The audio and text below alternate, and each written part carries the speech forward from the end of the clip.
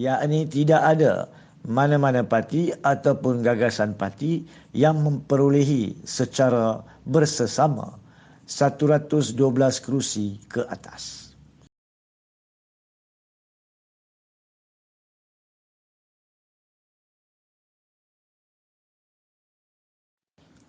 PRU 15 yang akan diadakan pada 19 hari bulan November 2022 dijangkakan kali ini besar kemungkinan tidak akan mempunyai mana-mana parti politik individu ataupun gagasan politik yang akan memperolehi majoriti mudah untuk membentuk kerajaan secara peribadi. Persoalan perlembagaan dan perundangannya adalah apakah yang boleh berlaku sekiranya parlimen tergantung, yakni tidak ada mana-mana parti ataupun gagasan parti yang memperolehi secara bersesama 112 kerusi ke atas. Maka dalam keadaan itu, yang pertamanya, tidak ada mana-mana peruntukan khusus berkaitan proses lanjut yang berlaku sekiranya perkara ini berlaku di PRU 15 di bawah Perlembagaan Persekutuan. Tidak ada peruntukan khusus.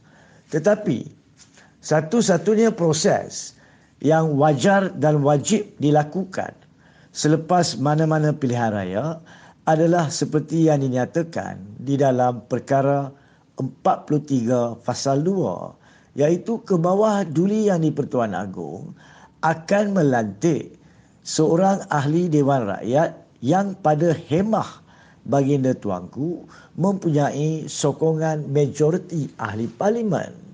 Itu sahaja peruntukan berkaitan lantikan atau pilihan kerajaan selepas pilihan raya, iaitu pelantikan Perdana Menteri. Selepas seorang Perdana Menteri dilantik, maka Perdana Menteri itu yang menentukan pembentukan kerajaan, yakni pembentukan Jemaah Menteri. Sama ada seperti dahulu kala, jika satu parti majoriti memenangi pilihan raya, maka Jemaah Menteri sewajarnya datang daripada parti tersebut atau gabungan parti tersebut. Tetapi dalam hal keadaan sekiranya berlaku parlimen tergantung dan sekiranya ada juga seorang Perdana Menteri berjaya dalam pandangan baginda tuanku mempunyai sokongan majoriti dilantik sebagai Perdana Menteri, maka ada kemungkinan kali ini kita mempunyai kerajaan campuran. Itu yang keduanya. Yang ketiganya, apakah proses yang berlaku? Apakah cara perkara ini boleh dibenarkan ataupun dirundingkan oleh ke bawah duli yang di-Pertuan Agong? Sekali lagi, tidak ada peruntukan khas tentang cara bagaimana baginda tuanku melaksanakan budi bicara ini.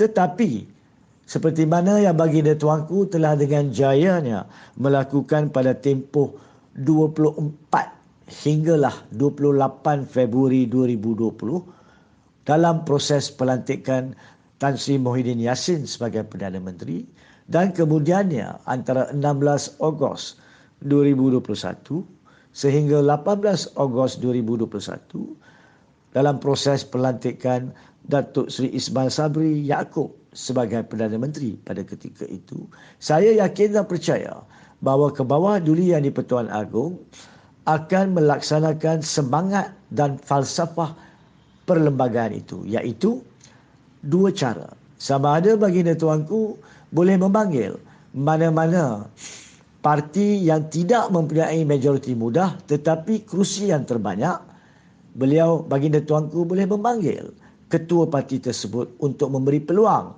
dan tempoh yang munasabah untuk berunding dan membentuk kerajaan. Yang keduanya, baginda tuanku boleh memanggil ketiga-tiga, keempat-empat ketua parti atau gabungan untuk memaklumkan perkara yang sama supaya kesemua mereka boleh berusaha untuk membuat rundingan bagi tujuan pembentukan kerajaan. Itu yang ketiganya. Yang keempatnya, Apa yang penting juga di bawah semangat dan falsafah perlembagaan adalah mana-mana negara berdaulat tidak boleh dibiarkan untuk berfungsi tanpa pucuk pimpinan demokrasi. Hatta tempoh masa yang diberikan oleh Kebawah Duli Yang di-Pertuan Agong tidak boleh memanjang kerana ia akan memudaratkan urus tadbir negara. Disebabkan terdapat pelbagai peruntukan undang-undang yang tidak membenarkan penjawat awam semata-mata menandatangani kontrak-kontrak ataupun perintah-perintah yang perlu. Justru, saya percaya yang keempatnya, baginda tuanku mungkin akan memberi tempoh antara 3 hingga 5 hari untuk perkara ini diusahakan.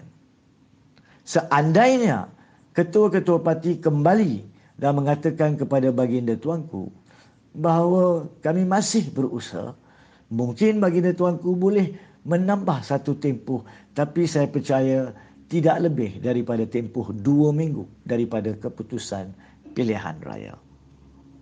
Kelimanya, seandainya selepas tempoh munasabah diberi masih tidak ada penyelesaian pelantikan seorang Perdana Menteri dan pembentukan kerajaan di bawahnya, maka baginda tuanku boleh membuat keputusan untuk membubarkan semula parlimen dan mengadakan pilihan raya umum ke-16. Tetapi pada masa yang sama, kekhawatiran yang akan muncul dalam minda baginda tuanku adalah bolehkah kerumitan dan kesusahan pelantikan Perdana Menteri diselesaikan dalam tempoh yang terdekat seandainya PRU 16 diadakan dalam tempoh 2 atau 3 bulan. Maka keenamnya, baginda tuanku boleh mengatakan dan mengarahkan, mentitahkan PRU ke-16 diadakan dalam tempoh 9 hingga 12 bulan daripada tempoh itu, dan dalam pada masa yang sama baginda tuanku boleh meletakkan urus tadbir negara dalam satu sistem yang bersesuaian dalam pandangan dan budi bicara baginda tuanku, iaitu seolah-olah konsep Magiran 1969, dan untuk tempoh tertentu negara akan diurus tadbir oleh satu sistem penasihat diraja sehinggalah PRU baru diadakan. Ini semua adalah kemungkinan-kemungkinan yang boleh berlaku.